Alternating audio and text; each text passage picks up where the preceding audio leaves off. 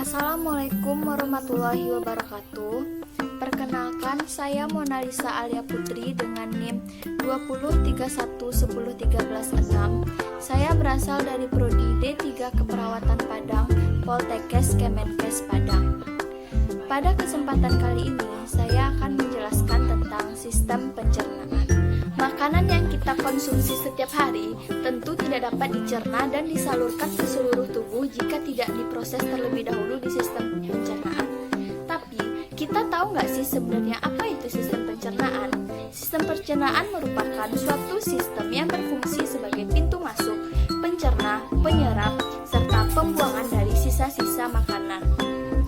Sistem pencernaan terdiri dari dua bagian, yaitu yang pertama bagian atas yang terdiri dari mulut, tenggorokan atau faring, kerongkongan atau esofagus, dan lambung, serta bagian bawah yang terdiri dari usus halus, usus besar, rektum, dan anus. Sistem pencernaan tentu saja memiliki peran dan fungsi utama untuk mengubah makanan yang kita konsumsi menjadi nutrisi yang dibutuhkan oleh tubuh kita. Nutrisi hasil dari sistem pencernaan ini berfungsi untuk sebagai energi dan tentu saja untuk nutrisi perkembangan sel tubuh manusia. Organ-organ pada bagian sistem pencernaan yang pertama yaitu mulut. Mulut merupakan bagian awal dari sistem pencernaan lengkap yang akan berakhir di anus. Mulut dilapisi oleh selaput lendir. Makanan yang masuk akan dipotong-potong oleh gigi bagian depan atau incisivius dan kemudian akan dikunyah oleh gigi bagian belakang atau geraham. Ludah yang dihasilkan dari kelenjar ludah akan membungkus bagian-bagian dari makanan tersebut dengan enzim-enzim pencernaan. Ludah juga mengandung antibodi dan enzim seperti enzim lisozim yang berfungsi untuk memecah protein dan menyerang bakteri secara langsung. Organ sistem pencernaan yang kedua yaitu tenggorokan atau faring. Tenggorokan merupakan organ yang menghubungkan antara rongga mulut dengan kerongkongan. Di dalam lengkung faring terdapat tongsil atau amandel, yaitu kelenjar limfe yang banyak mengandung kelenjar limfosit. Selanjutnya, organ pencernaan yang ketiga yaitu kerongkongan atau esofagus. Makanan akan berjalan melalui kerongkongan dengan proses peristaltik. Otot-otot kerongkongan akan memindahkan makanan dengan gerakan peristaltik. Kerongkongan mempunyai sfinkter atau otot-otot yang berbentuk cincin.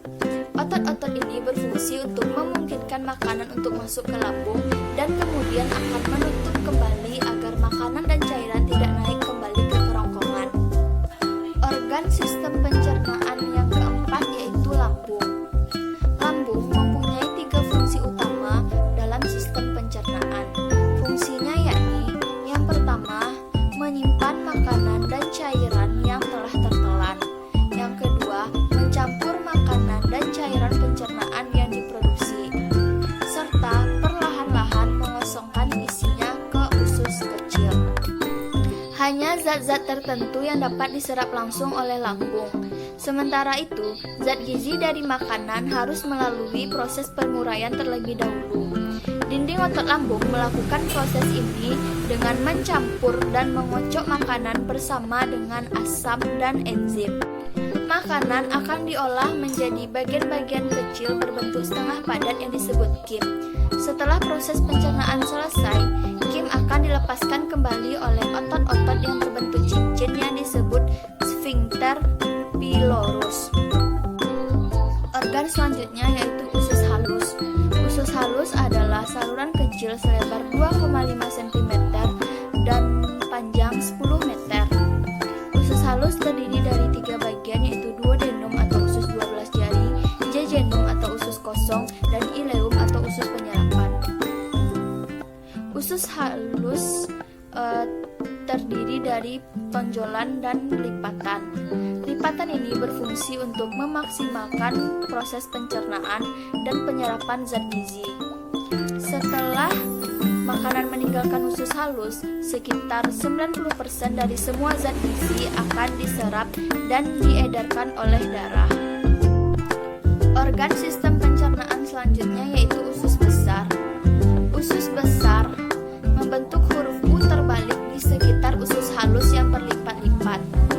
Usus besar memiliki panjang sekitar 5-6 meter. Usus besar terdiri dari 3 bagian, yaitu yang pertama sektum, kolon, dan rektum. Sektum adalah kantung pada bagian awal usus besar. Area ini menyalurkan hasil pencernaan makanan dari usus halus menuju usus besar. Kolon adalah tempat cairan dan garam diserap dan memanjang dari sektum ke rektum. Fungsi utama usus besar adalah membuang air dan mineral elektrolit dari ampas makanan yang tidak tercerna, kemudian membentuk limbah padat yang dapat dikeluarkan. Bakteri dalam usus besar membantu memecah bahan yang tidak dapat tercerna tersebut. Selanjutnya adalah rektum dan anus. Rektum adalah ruangan yang berawal dari usus besar setelah kolon sigmoid dan berakhir di anus. Rektum berfungsi sebagai tempat penyimpanan feses sementara. Biasanya rektum ini kosong karena tinja disimpan di tempat yang lebih tinggi, yaitu kolon descendens. Jika kolon descendens penuh dan tinja masuk ke dalam rektum, maka timbullah keinginan untuk buang air besar. Organ yang terakhir yaitu anus. Anus merupakan lubang di ujung saluran pencernaan di mana tempat limbah keluar dari tubuh manusia. Sebagian dari anus terbentuk dari permukaan kulit dan sebagian lainnya dari usus. Pembukaan dan penutupan anus diatur oleh otot sphincter. Feses keluar dari tubuh manusia melalui proses defekasi atau buang air besar, yang merupakan fungsi utama dari anus. Sistem pencernaan manusia harus mampu bekerja dengan baik supaya tubuh bisa berfungsi dengan normal. Tak hanya itu, sistem pencernaan yang sehat juga akan membantu mempertahankan kesehatan tubuh kita secara keseluruhan. Baiklah, sekian penjelasan singkat saya tentang anatomi fisiologi sistem pencernaan. Semoga penjelasan saya dapat dipahami. Sekian, terima kasih. Assalamualaikum warahmatullahi wabarakatuh.